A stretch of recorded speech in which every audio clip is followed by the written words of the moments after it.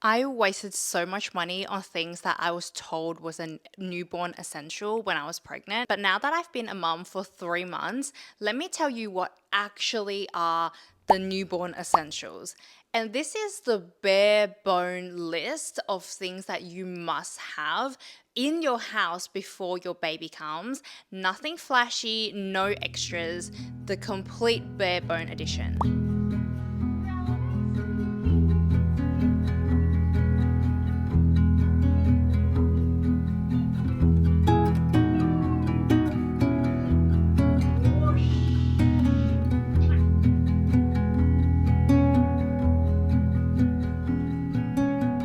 I know everyone is worried about sleep. So, for our sleep essentials, number one is the cot. When I was preparing, oh, where are you going? When I was pregnant and preparing and nesting, everyone was telling me to buy a bedside bassinet, and I didn't do that because I just didn't want to spend that extra money for something that you can only use for a couple of months. And I am actually super glad I didn't do that. And now that I've actually lived through this experience, I'm actually really glad I didn't buy it because our baby actually slept in her pram's bassinet for the first couple of weeks in her life. All right, one second. Anyway, so after a couple of weeks, we just transitioned her into her big girl cot, which is just the regular size cot from IKEA. And I'm glad I did this because one, we didn't have to spend money on the bassinet that you can only use for a couple of weeks or months, depending on how fast your baby grows. But two, there is also just the transition into the cot is a big thing for mums. Like when you look at all the Facebook group, all the mummy chats, there is a big conversation around like I'm worried about how to transition my baby into the cot. But I think because my baby had always just been using her cot space from birth, the transition for us was really, really easy. So I actually just recommend just go for the cot. You don't need a bassinet. But one thing you 100% need is this. This is the white noise machine we use. It's from Noddy. So sleep was something that I was always really worried about during my pregnancy. And I was reading Precious Little Sleep, side note, best non-judgmental sleep book out there. But I was reading that book and it recommended a white noise machine. Immediately, I jumped on to Google, found the Noddy, purchased it, and we have been using it for our baby every single day since she's been born. Babies do not need silence. In the womb, it is not a silent environment. They are always listening to the sound of your blood, what's happening in their environment, things that you're hearing. So, babies are not used to silence, then they do not need silence to sleep. Swaddles, swaddles, swaddles. I do not like to swaddle with muslin cloths because I was just not confident in my skills of doing it and I just felt like they were never tight enough.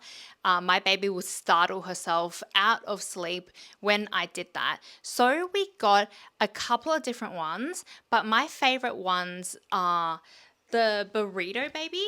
It is essentially a swaddle with built-in arm holes. My baby loves to sleep with her arms up like this, and with the arm holes, she's able to be secure and tight in it. Are you okay? What do you got to say? Do you have any favorites you want to share with the audience? Okay. So yes, she's still secure and tight. Actually got the best sleep in this. We started to get really long stretches of sleep at night when we started introducing the burrito baby. We also do love the Love to Dreams as well. These are sleep sacks. You just pop your baby in them. I actually use these exclusively for naps. The reason is I wanted to help my baby learn the difference between nap time and nighttime sleep because babies are not born with a circadian rhythm, and I wanted to build like a nap and bedtime routine that are separate from each other so she would understand day versus nighttime. Our monitor is the Nanit. Do I use all of its features? No, but I still really, really like it because it's really clear. The night vision is impeccable.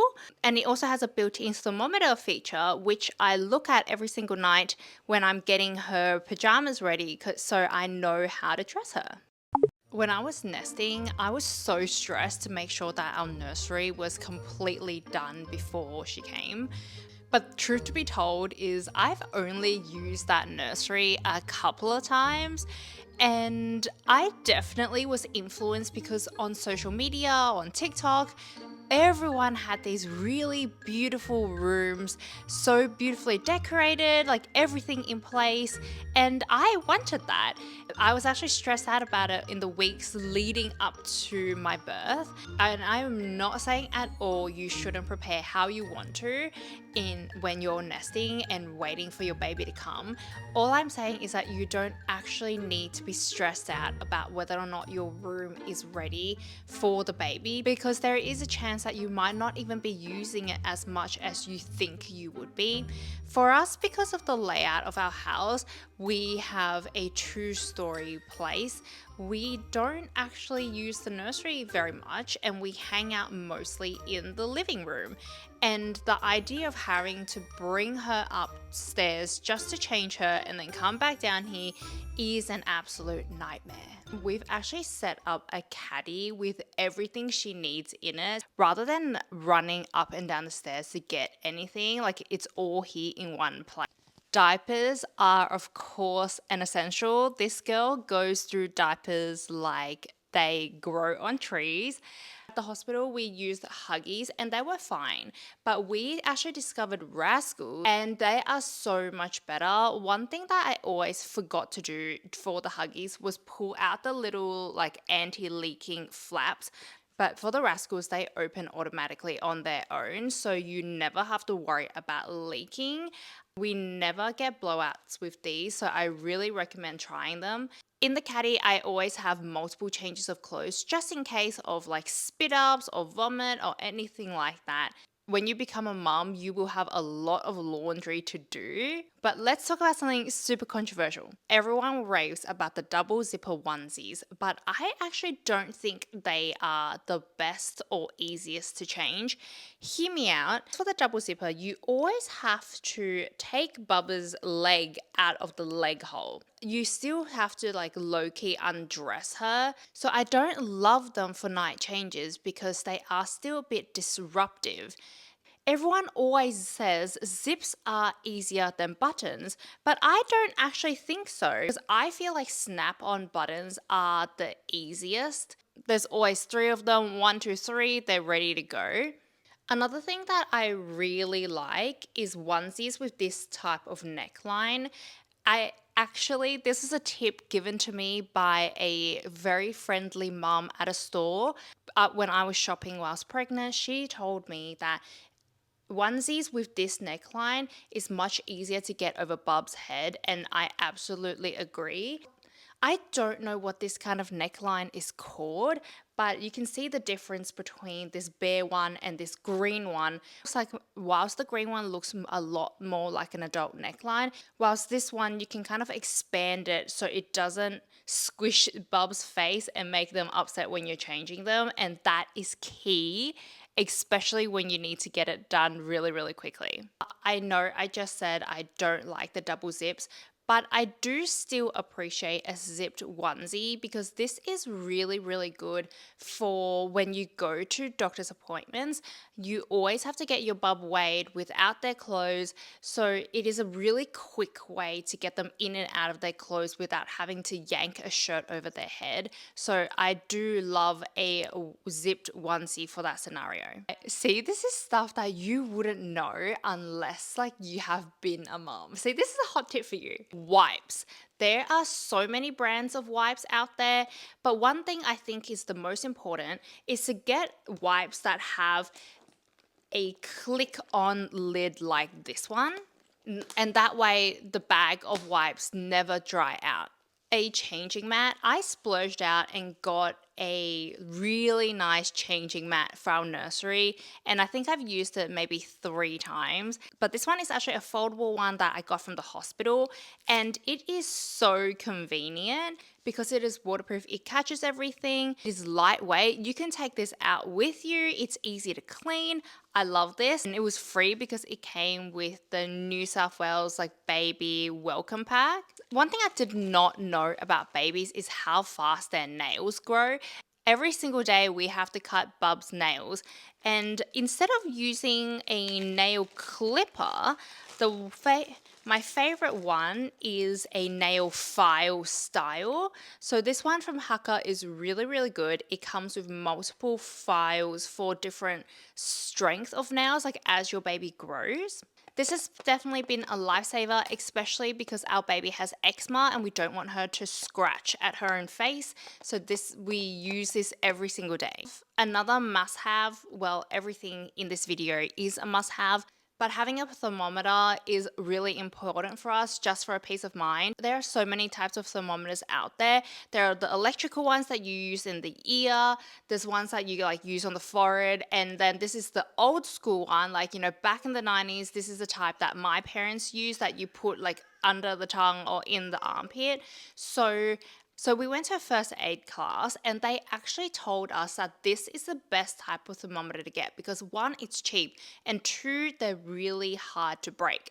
The electronic ones, they will be destroyed the second you drop them, and having a flailing baby, that's probably not the best idea. So we got this one from Mother's Choice, and so far it's been great. It's lightweight, it's cheap, so I really recommend this one.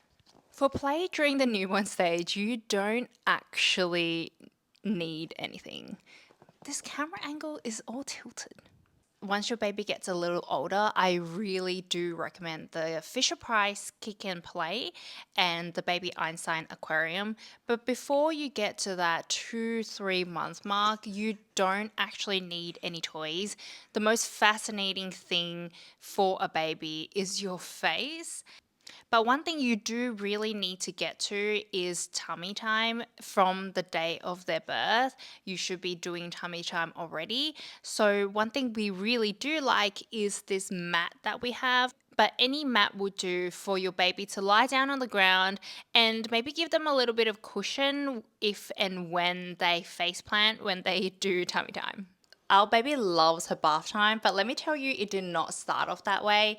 The first couple of times, like, she screamed the house down, but now it's like a lovely onsen experience for her. So let me promise you, it does get easier, especially as you learn how to give her a bath that in a way that she enjoys. But anyway, our bath setup is super simple, almost like too simple. Her bath setup is actually in our laundry, and we have her baths just sitting on the table. It is a super easy setup that works for us and it works for our backs as well because we're not having to bend over for 30 minutes whilst we're bathing her. You really need a water thermometer to check that the water temperature is okay for Bub to use, and we just have her gentle body wash baby stuff over on the edge. Because of our baby's eczema, we use all QV products, but most important is the bath oil, the gentle wash, and we also give her an oatmeal bath every so often. So we also keep like these little stockings in here so that we can make a oatmeal bath. So that's it. That's my super budget friendly guide for everything you need to survive the newborn days. I also know that the newborn phase is such a huge shift emotionally and physically, and you just need some changes in mindset really to get through it. I'm going to make a video on all the advice I wish I had heard before my baby came. So subscribe if you want to see it, or if it's ready, I'm going to link it here. Otherwise, I'm going to see you next time.